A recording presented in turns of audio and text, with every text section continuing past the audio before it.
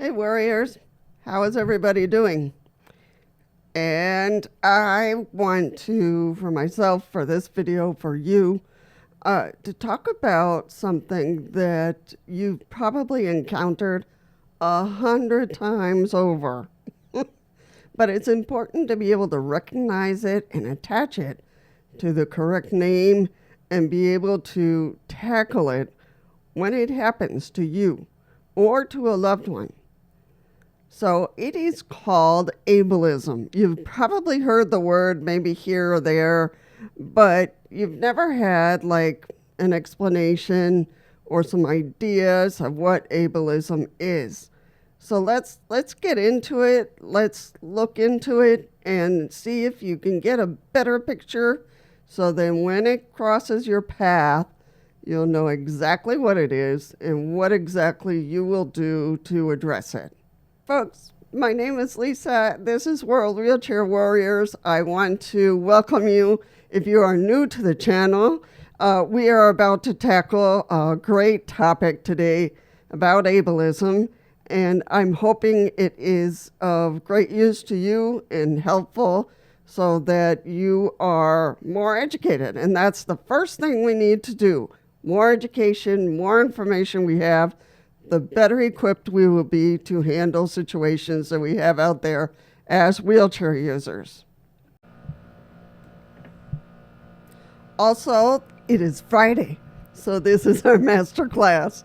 So welcome to our master class in which we tackle in more detail some education or some skills for wheelchair users or, anything to do with wheelchairs or the use of wheelchairs or our experience out in public.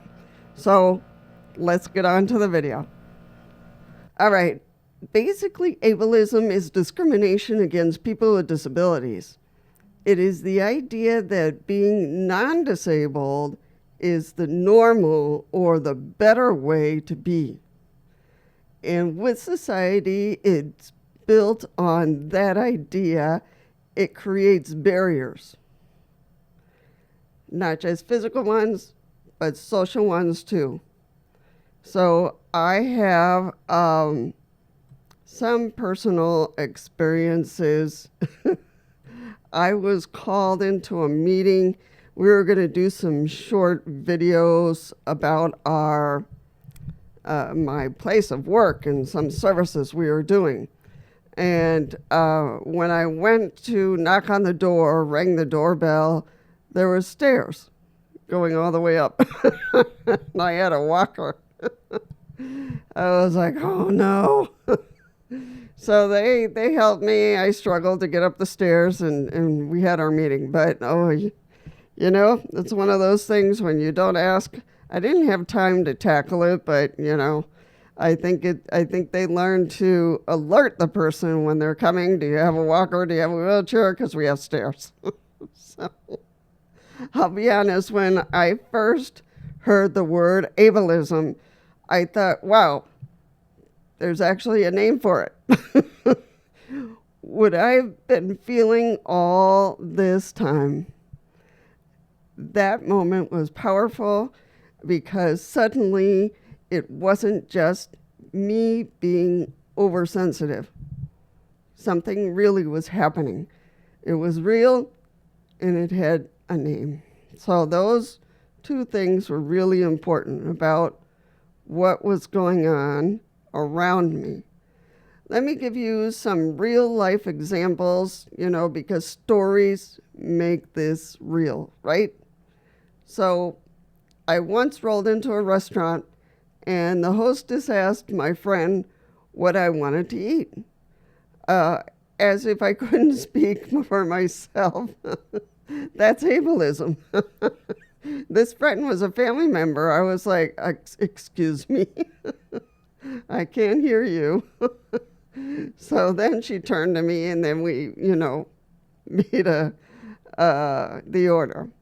At the airport, I've had security talk over me to a person I was traveling with as if I wasn't even there. That stings. It really does. It makes you feel invisible or incapable. Then there's the classic, you're such an inspiration just for being out here. Like, what? Look, I get that people mean well, but that's called inspiration porn. And I've made a video about that, and I will connect it to this video so you can look what inspiration porn is about. It reduces us to objects of inspiration to the people who are able body, instead of seeing us as whole people. Instead of seeing us as whole people. The only whole people are them, not us.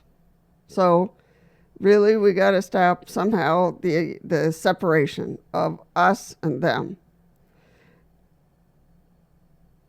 Of course, physical barriers, and you've encountered those left and right. I can't tell you how many times, I've had plans ruined by one step, one curb, or so-called accessible bathrooms that wasn't really accessible at all. I remember going to a conference, and I went into the bathroom, and my wheelchair didn't fit. My wheelchair just did not fit. It was amazing. So call it bathroom stuck, not ableism.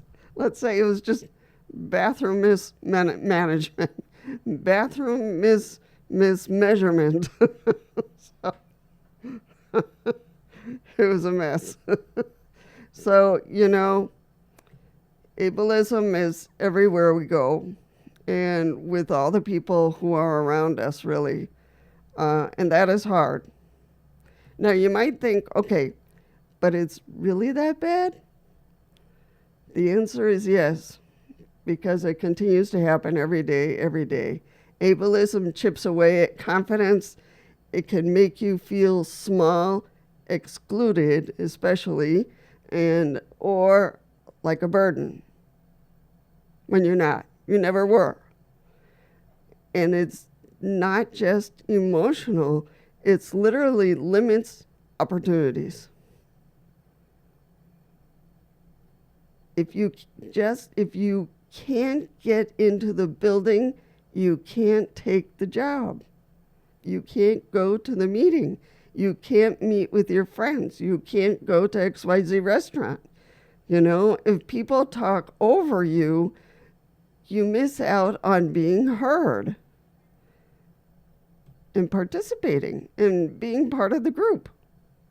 It's like, how silly is this going to get? The good news is there are ways to push back. Some are small, some are bigger ways, but education is the first one. We have to educate ourselves first. And so we are capable of educating others. So when someone makes a comment like, you're such an inspiration, I'll gently explain why that's not helpful.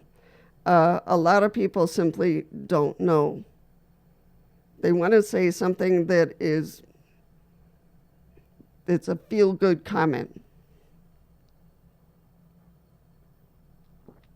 A feel-good comment. Speak up. If a store or restaurant isn't accessible, let them know how they can, accessibility only improves when we make our voices heard. So, and they appreciate it. I think management appreciates it. And I think if you come back to that restaurant to eat and you see the improvement, then you can thank them. I think a lot of times we forget to thank, places that really made the effort to make it accessible for us. Build community, talking with other wheelchair users about these experiences reminds you you're not alone, because we all experience it every day. And that together, we're stronger. If we come together and we share, here in the institution right now, they won't change my mailbox. They switched it. You know, I'm in a different room, so they switched it to that box. And they're saying, we're not going to switch it because we know you can stand up. Just stand up. We're not changing your box. I was like, what? So I said, look, I experience pain 24 hours a day, and I don't appreciate it when someone tells me when to stand up, when to walk, when to do this, when to do that. Well, I didn't say it that way, but I said I experience pain 24/7. And sometimes I just can't do, and I can't get up as others expect me to. I was pretty teed off, but anyway. Advocate, support disability rights organizations, share resources, and vote for policies that prioritize accessibility. You're going to get emails requesting you to look at, the situation and to vote or to sign your name. So take a look at the policy, see if you agree, and put your name on it. The more we can help. A lot of times the United Spinal Association, a lot of times will send out emails about policies that are coming up and to take a look at it and see if you would like to put your name on it. So they do try to advocate for us in many different ways. So I do pay attention when they send me vote or put your name to this if you agree. So that's another way we can participate. So that's ableism. What it is, how it looks in everyday life, and how we can stand up against it, really, and to make it be gone. I shared some of my stories, but I know you've got your own stories. So, and I'd love to hear some in the comments. Sharing them helps other people feel seen, that, and it teaches them the world, what needs to change and how do we make this situation be gone. Don't forget to like the video if it's been helpful. Subscribe if you're new to the channel and you would like more videos like this, and share this with someone who might need to hear this information, who might not know what ableism is and, what it really means. Awareness is the first step towards change.